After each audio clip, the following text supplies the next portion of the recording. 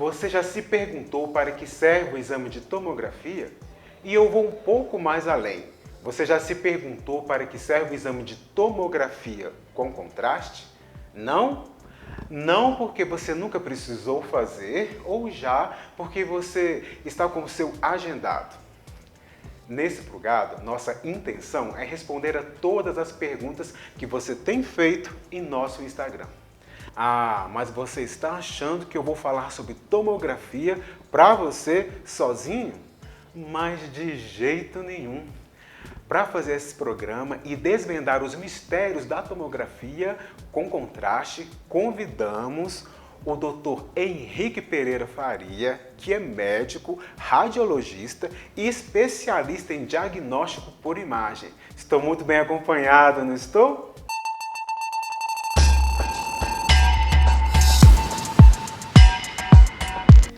Olá, doutor Henrique, tudo bem? Tudo. Doutor Henrique, então sabendo que o senhor tem muita propriedade, estou me sentindo tranquilo aqui para conversar com o senhor. Já quero começar perguntando, primeiro agradecendo a disponibilidade, claro, do senhor estar aqui com a gente hoje. Muito obrigado mais uma vez, tá, doutor Henrique? E já quero perguntar o seguinte para o senhor. Quais são os tipos de contraste mais utilizados em radiologia? Pessoal, obrigado pelo convite, é um prazer poder esclarecer as dúvidas aí dos clientes, de todo mundo. Basicamente, nós temos dois tipos de meios de contraste que são usados em radiologia. Aqueles que são usados para tomografia e os que são usados para ressonância. Os que são usados para ressonância são chamados de gadolíneos. E os que são usados para tomografia são contrastes iodados. Então, basicamente, são esses dois tipos. Ah, interessante. E para a gente entender um pouquinho melhor, para que serve, doutor? Eu vou chamar de meio, o meio com contraste, não é isso? Isso. A gente chama meio de contraste, na verdade é contraste, né? Mas o meio de contraste, que é o líquido, né, que tem aquele contraste, ele é usado basicamente quando a gente está com suspeitas de determinadas doenças, determinadas patologias. De uma forma geral, a gente usa mais os meios de contraste quando está com suspeita de alguma doença que tem um processo inflamatório ou alguma doença que tem algum fator oncológico associado, um tumor, uma metástase, tal. Por quê? Porque cada tumor se comporta de uma determinada forma frente ao meio de contraste.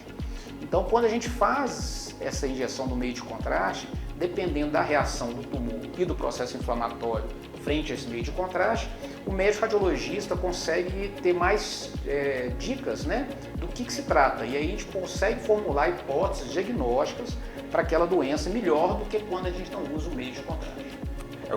Para facilitar o laudo, Isso, para o laudo ser um pouco mais assertivo, né, em determinada doença do que outra. Por quê? Porque cada doença se comporta de uma forma frente ao uso do meio de contraste. Ah, perfeito. Então vamos na grande dúvida aqui, doutor, como que é feita a tomografia com contraste? Pois esses exames são feitos por via endovenosa, né? Esses meios de contraste, aliás, eles não são usados só por via endovenosa, eles podem ser feitos por via oral, por via retal e tudo mais, mas a grande maioria das vezes, hoje, como os aparelhos estão muito modernos, mais de 90% das vezes ele é feito por via endovenosa, isso é, a enfermeira vai pegar um acesso venoso e pelo acesso venoso, dependendo do peso do indivíduo, a gente calcula uma dose e ela vai ser injetada por via endovenosa. Ah, interessante. E quais são os tipos de contraste? Tem mais de um, doutor, utilizado? Existe sim. Antigamente, até a década de 80 e 90, a gente tinha, falando agora basicamente dos contrastes iodados, né, que são usados para tomografia. Até a década de 80 e 90, basicamente existiam os contrastes iodados iônicos e os não iônicos. Como os contrastes iônicos tinham um índice de efeito colateral muito maior do que os não iônicos, eles foram lentamente sendo abolidos, né? Então hoje, basicamente, a gente utiliza os contrastes iodados não iônicos, que ele tem muito menos efeitos adversos, em torno aí até no máximo 1%, enquanto os meios de contrastes iônicos eles tinham em torno de 5%. Então a incidência, né, de efeitos colaterais com os iônicos era muito maior do que a gente tem hoje, por exemplo. Então hoje em dia é raro a gente ter efeitos colaterais, por exemplo, com os meios de contrastes iodados não iônicos. Então vamos falar para quem tem medo de realizar esse exame, doutor. Para quem tem medo, quanto tempo que o contraste é eliminado? Em quanto tempo ele é eliminado? Tá. Olha só, o tempo que esse contraste inicialmente vai ser eliminado por via renal. 99% por via renal e 1% por via hepática. O tempo de eliminação do contraste vai depender muito da função renal do paciente, né? Mas em torno de 24 horas a maioria do contraste já é eliminado. Se o paciente tem algum déficit de função renal, ele demora um pouco mais a ser eliminado. Por isso é que esse contraste ele tem uma certa nefrotoxicidade, isso daí, ele é um pouco tóxico para o rim. Então a gente tem que pesar os riscos e benefícios quando a gente vai fazer esse uso de contraste jogado naqueles indivíduos que já têm um déficit de função renal. Então esse é um dos cuidados que a gente tem que ter, certo? Então, basicamente, os efeitos colaterais do contraste, né, quer dizer, a maioria é eliminada em 24 horas. Aqueles que dão efeitos colaterais, basicamente, ou vai ser algum processo alérgico, de alergia, e aí vai acontecer na hora que a gente injeta o contraste ali, ou alguma lesão renal, aí não acontece na hora, essa lesão renal acontece depois de mais tempo. Então a gente tem que ter cuidado com esses dois tipos de efeitos colaterais, mas numa forma geral, o medicamento é bastante seguro, né? A gente tem efeitos colaterais graves, são muito raros, né? Hoje em dia menos de 0,5%, né, de todos os contrastes injetados tem reações moderadas / graves. A maioria são reações leves. Então, já que estamos falando de reações de efeito, eu vou entrar numa outra pergunta aqui com o senhor, que o senhor falar um pouco mais sobre os cuidados e efeito adverso após o exame. Há algum tipo de restrição, por exemplo, né? Mulheres que amamentam, alérgico, essas pessoas precisam informar ou não podem realizar o exame?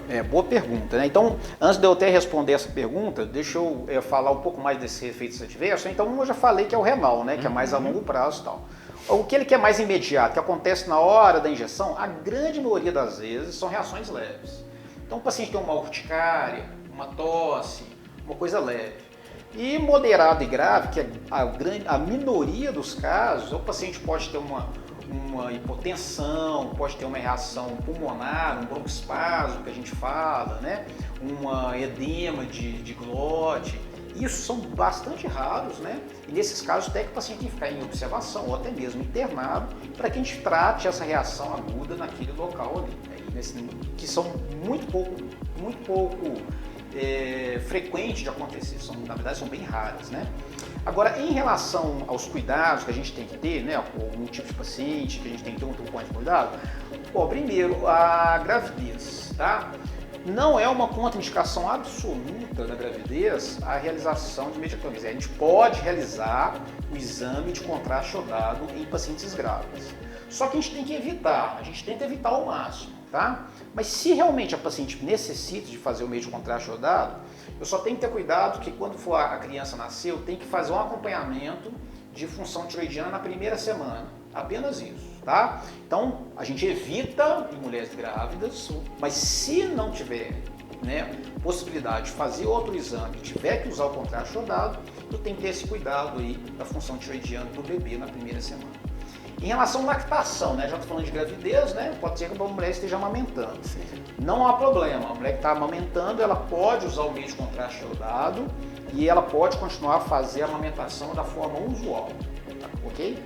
Em relação a alguma doença, né, algum paciente que tem alguma doença, que vai fazer o uso de meio de contraste jogado, a gente tem que tomar cuidado, igual eu já falei, naqueles indivíduos que têm algum grau de insuficiência renal, porque o meio de contraste ele é nefrotóxico, então naquele indivíduo que já tem um comprometimento da função renal, isso pode levar a uma piora, né? E naqueles indivíduos que têm diabetes e faz uso de metformina, a gente tem que suspender a medicação aí 48 horas antes do exame e voltar ela 48 horas depois, porque a metformina junto com o meio de contraste pode levar a uma piora aí nessa questão da nefrotoxicidade.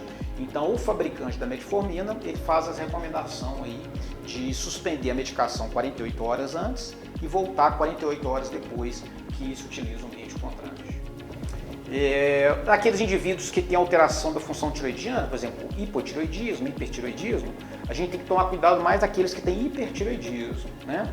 Porque naqueles que têm hipertiroidismo descompensado, como o contraste tem iodo e a tireoide, ela utiliza o iodo para fazer os hormônios tiroidianos, a gente tenta controlar o paciente que tem hipertiroidismo, né, ou crise tireotóxica, e depois fazer o uso do meio de contraste iodado. Já o hipotiroidismo não é um problema. O hipo não é um problema, já o hiper, a gente tenta controlar o paciente antes de fazer o contraste.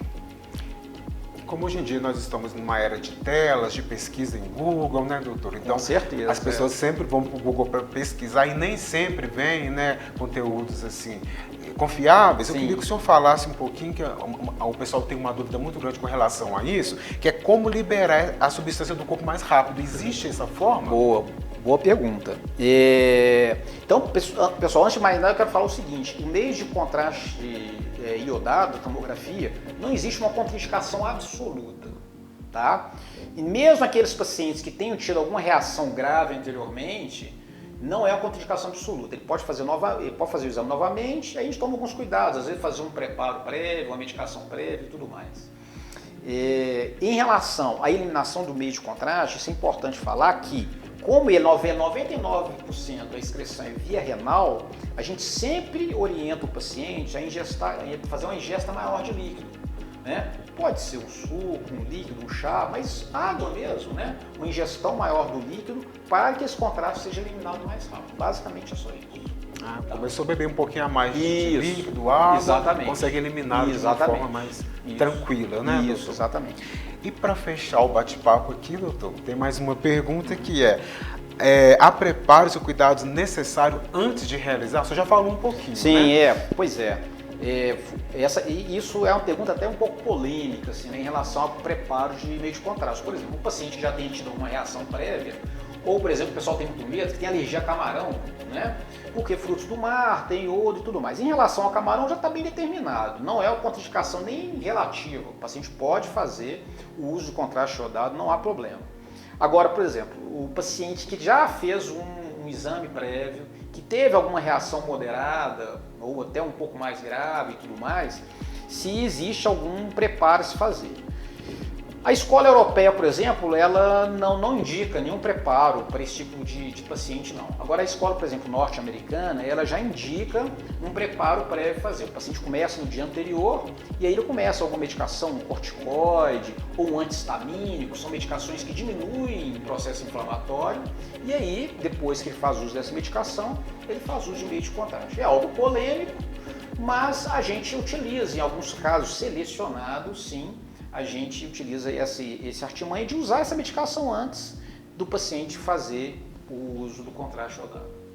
Então é muito importante, né, doutor, para a gente tentar encerrar, dialogar com quem está realizando o exame, né, poder tirar dúvida, esclarecer, né, está com dúvida, faz uma pergunta, né, para que ocorra tranquilo e você não vá embora ou entre para fazer o exame com dúvidas também, né. Acho que o senhor respondeu muitas questões aqui, mas é sempre importante estar em diálogo, né, com a enfermagem, com o médico que vai fazer o exame, né. Sim, isso é muito importante, mesmo porque a gente tem que fazer um questionário antes.